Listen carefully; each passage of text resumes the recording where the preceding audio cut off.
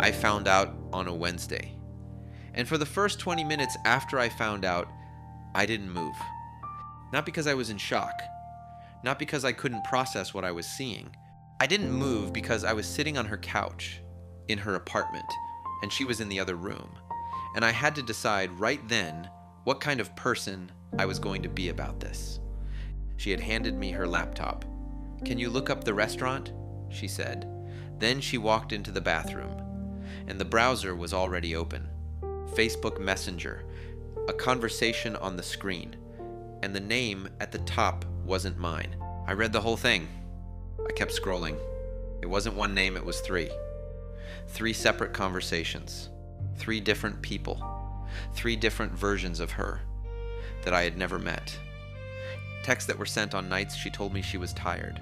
Plans she was making for a tomorrow that didn't include me. A whole life running quietly underneath the one I thought we had. I put the laptop down, exactly where she left it. I looked at the television. Some show was still playing.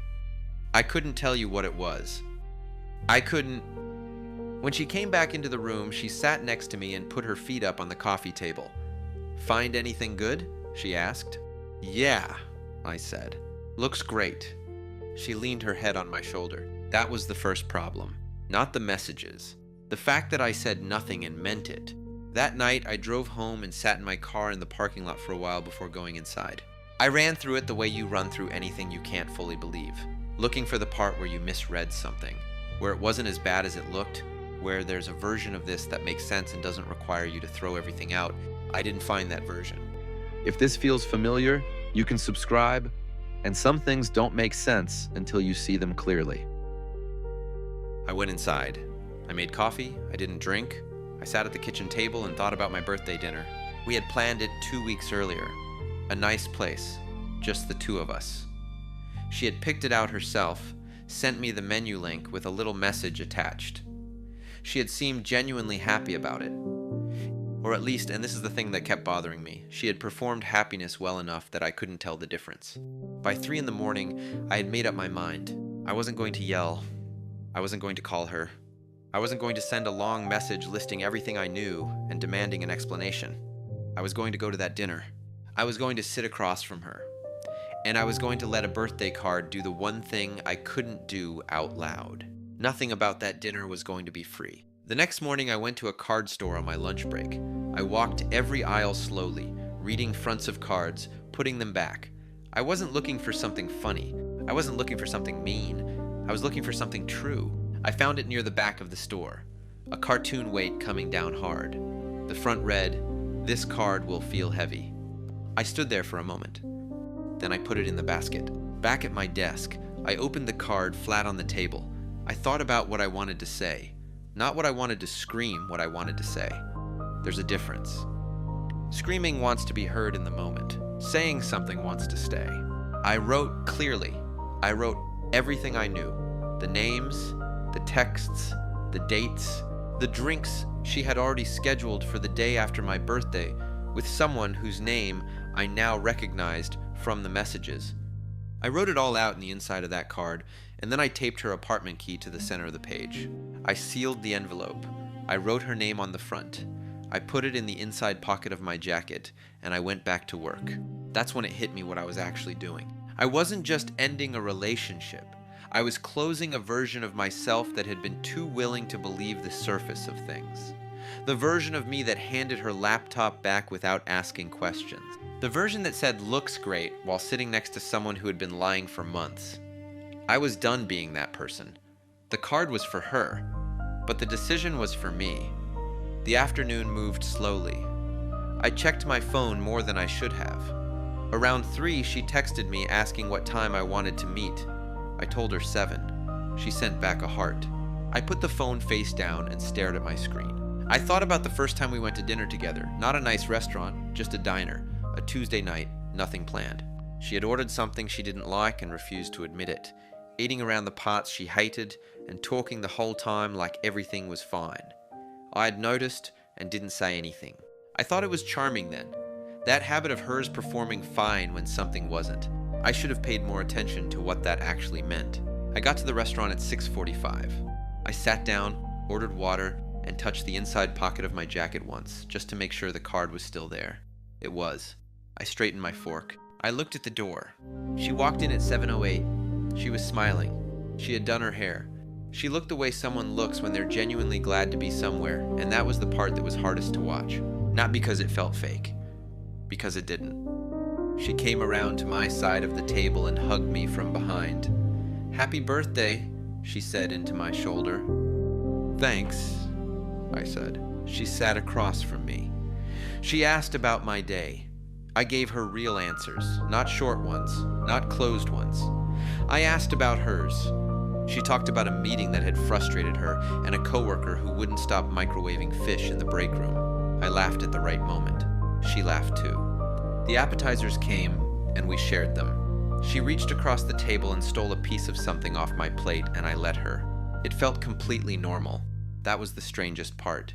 The whole dinner, up to that point, felt completely normal, like I was watching two people who were fine from the outside, and only I could see the crack running through the middle of it. The entrees came. We ate. The conversation stayed easy. At some point, she mentioned something about the following week, a plan, something she wanted to do, and I nodded along. I didn't say yes. I didn't say no. I just listened. Then I reached into my jacket. I took the card out and placed it on the table between us. "For you," I said. She smiled. "Now?" "Now." She picked it up, turned it over in her hands for a second, like it was just a normal birthday card. Then she opened it and stopped. No immediate reaction. No words. Just that pause, the kind that stretches longer than it should. Her eyes moved across the page. Once. Then again. Her expression didn't break all at once. It shifted, slowly, like something underneath it had been exposed to air. She looked up at me, and for the first time that night, she wasn't performing anymore. Silence. Not the uncomfortable kind. The kind that has weight. The kind that means both people in a conversation have stopped pretending they're talking about something else.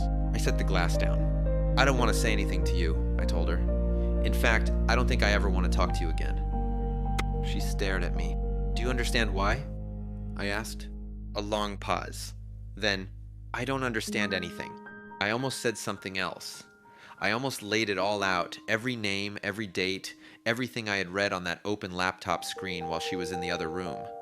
But I didn't. Because there was nothing left to explain. She knew what she had done. 3 names. 3 conversations. And none of them knew about the others. "I think you're disrespecting me," she said. And that's when everything changed. Not the relationship. That was already over. What changed was something inside me, some last remaining piece of doubt that had been asking quietly the whole time. Maybe you're wrong. Maybe you misread it. Maybe there's a reason. There was no reason. There was just a woman sitting across from me at my birthday dinner, telling me that I was the one who had done something wrong. "If posting a picture is disrespect," I said slowly, "then what is cheating and lying about it?" She opened her mouth. I put the card on the table between us. I didn't slide it dramatically. I just placed it there, like putting down the last piece of something that had been too heavy to carry. "Titolo, found out my girlfriend is cheating on me. Giving her this card tonight at my birthday dinner. I'll leave your key in the mailbox," I said. I stood up. I put on my jacket. I walked out of the restaurant and into the cold, and the air hit me the way air hits you when you've been in a room that was too warm for too long, sudden and clean and real. Nothing about that dinner was free, but leaving it that part didn't cost me anything. I drove home the long way. I didn't call anyone. I didn't turn on music.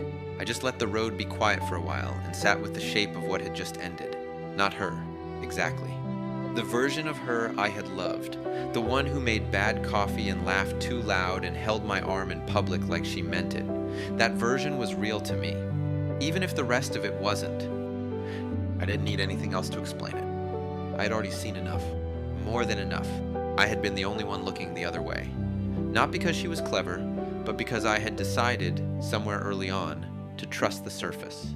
To take what I was given and not ask what was underneath. I won't do that again. I kept the card. I still have it, actually. I don't know exactly why. Maybe because I made it with steady hands on the worst morning of my birthday week, and there was something honest in that. Maybe because it reminds me what it feels like to finally stop pretending. The card said it would feel heavy. It was supposed to be for her, but I'm the one who felt it, and I'm the one who put it down. Nothing about that dinner was free. It was supposed to be for her, but I was the one who carried it, and the one who finally put it down. If this kind of story stays with you, you can subscribe.